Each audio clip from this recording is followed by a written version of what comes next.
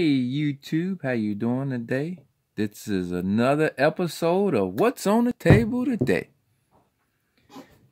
Alright guys, what we have on the table today is a 1996 through 1999 fuel injection system for Chevy Tahoe, GMC Yukon, the CK series trucks, Suburban. All right, customer brought the vehicle in. It had a check engine light, stumbled, misfire. So I started diagnosing, pulled the codes from the vehicle, and I found that this is the problem. There's a couple of things I want to key in on with this part. There are O-rings here in the part. What I want to make sure you know that the O-rings, once you buy your new part, I want to make sure the O-rings are in here. And also make sure the O-rings are not on the fuel lines, because this is the main line and this is the return line. And put just a little oil on there, because the O-rings are down here and embedded. I don't know if you could see them in there. Yeah, the yellow is the O-ring for these. And to make sure this is flat. This piece is flat all the way across, because if you can look, that front one is up. You want to make sure this is flat from the back to the front. The two 10mm bolts, it's a bracket here that locks down the fuel lines. This is where the bolt connector goes for the electrical part, to post the fuel injectors during its timing setup. And you can see on the side of it where it says cylinder number. And you compare the cylinder number to this, and you make sure this one goes in 8, 6, 5, and 7. So you make sure they go into the correct cylinder hole. All right. This O-ring is also, once I install the new part, just put a little oil on there so the gasket is sealed. And what I found out, the issue with this one is, this is a OEM original when the vehicle was purchased.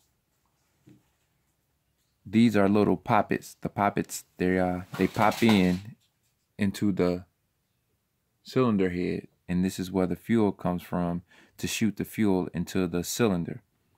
But when I removed this one from this vehicle, it was just odd that I don't know if the vehicle overheated, or just from oil getting in it from the valley. These two poppets were missing, and those number, and I had a code on number 6 and number 8. That's why I had a misfiring code on those. So I don't know if once they get brittle, so they could have broke off. Once I removed them, I didn't see them at all in the engine, because I took my scope and looked down in the engine, looked in the valley, and there was no metal pieces. So, you know, they easily break off they get brittle, and they'll break off. Maybe it broke off at some time, or the engine ran hot at one point. I don't know, but the poppets for 6 and 8 was not in there. Also, with me doing this repair, there's a bracket that comes here. I always replace the metal bracket. It'll sit like that in the upper intake, and there's a metal bracket that's bolted to the lower intake, and I always replace that metal bracket, just a stronger bracket, so it clamps it down, because you got to do a little prying and a little wiggling, and you know it's heat in that valley, and sometimes maybe that bracket can distort. So I usually put a new bracket in there. This part, I always get an AC Delco part. I think an AC Delco part, this one runs right now for maybe 300 to 350. I always get an AC Delco part. And the best thing GM could have done was replace the poppets with individual injectors. That was the best thing GM could have done when they did a recall on the part and remade the part. So now it's easier to diagnose, and you don't have to remove this whole part. You'll get just a new injector that goes on the end in the new one. And I think that one is $25. So just say one injector goes out, it will only cost $25 to replace it. This setup that GM made with the central bolt connector is not I can say to a person who is a technician and who repair vehicles, it's an easy repair, but it's considered in a lot of detailed work. So if you're just a novice, I wouldn't say tackle this this repair, replacing the fuel injection system on this one. They call this the Spider. That was the nickname for it, because if you looked at the legs.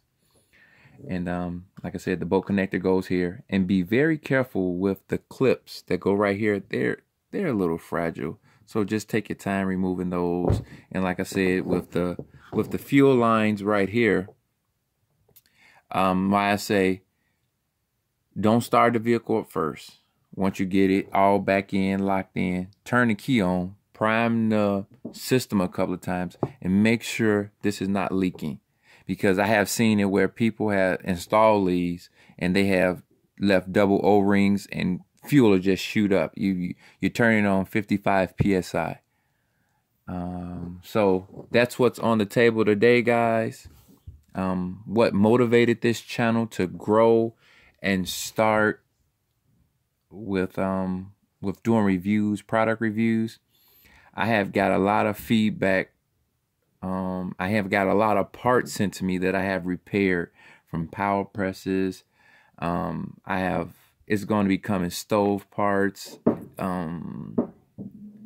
power press stove parts, mirrors rebuilds, PCM rebuilds for computers, ECUs, body control modules, ABS pumps, you know, the soldering ABS pump. So the subscribers I have got a ton of emails, a ton of comments below on my videos, and people have sent items to me to repair. So that's why I'm gonna push for this channel to grow, and like, share, subscribe. Also ring that bell, because I would love for this channel to grow and give my vast knowledge of repairing different items. And if you have an issue with them, you can always comment below, and I will make sure I reply to every comment. And I will make sure that all the emails that I have been getting lately, that I'm going to reply, because I have to get to a guy that's in Louisiana also. He has a wire harness issue, and I have to take care of that one. So I want to try the channel to prosper, to grow. Thank you guys for the motivation. Thank you guys for the comments. Thank you guys for the abundance of work that you guys have sent. So I just wanted the channel to grow. So remember, like, share, subscribe, and ring that bell. Share and subscribe once again. This is the 3rd generation rich kid. Hashtag Fleet81, FleetCat81, FleetCat Performance, and Mass Management. So guys, we're going to grow. Thank you guys, and see you next time.